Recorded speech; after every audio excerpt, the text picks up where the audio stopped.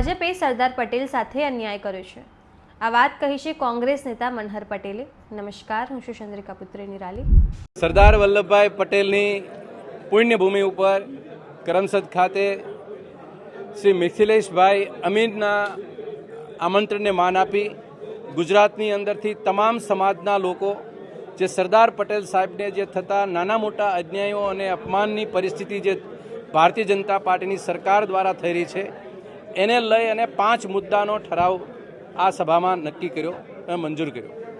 એમાં ખાસ કરીને એક વધારાનો મુદ્દો હતો એ અમારા ધ્યાન ઉપર આવતા અમે પણ એ મૂક્યો કે ભાઈ સરદાર વલ્લભભાઈ પટેલ એ જ્યારે લંડનમાં અભ્યાસ અર્થે જ્યારે એ રોકાણા હતા એ દરમિયાન એ મકાનમાં જ્યાં રહેતા હતા એ પણ એક ઐતિહાસિક ભૂમિ અને એક વિરાસત છે।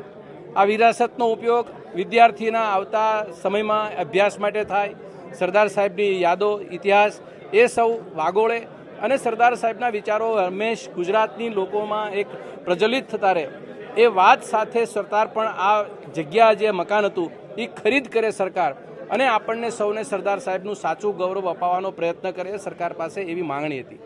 બીજી બાબત એ છે કે અહીંયા તમામ પ્રકારના સમાજના આગેવાનો છે જે 27મી ઓક્ટોબર 2027 સુધીની અંદર આ 5 માંગો અમારા વરિષ્ઠ આગેવાન ડૉક્ટર જીતુભાઈ પટેલ અને કિરીટભાઈ પટેલે જે વાતને વર્ણન કરીને બતાવ્યું કે સરદારની ભૂમિ ઉપરથી એક અવાજ નીકળ્યો છે, એક દીવક પ્રગટ્યો છે જે મિથિલેશભાઈ અમીનના માધ્યમથી એની ટીમ દ્વારા એ વિચારને લઈને કંઈ ને કંઈ રીતે દરેકના લોકોમાં પીડા છે કે ભાઈ સરદાર સાહેબનું જે સ્ટેડિયમ ઉપરથી નામ હટવામાં આવ્યું છે, જે રીતે એની કર્મભૂમિ જે પુણ્યભૂમિ જે સરદાર સાહેબની છે એ મકાન જે છે એને પણ કરવામાં આવતું નથી।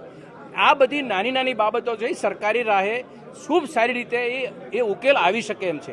તો આવી બાબતોને ઉકેલ લાવવા માટે સરકાર તરફથી પ્રયત્ન થવા જોઈએ એવા સકારાત્મક સૂચનો સાથે આ સભામાં ઠરાવો થયા છે।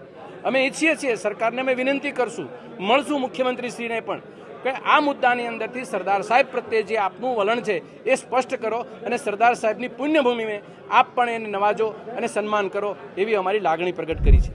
તમે આ વિશે શું વિચારો છો કમેન્ટ કરીને જણાવજો। અત્યાર માટે બસ આટલું જ। ધન્યવાદ।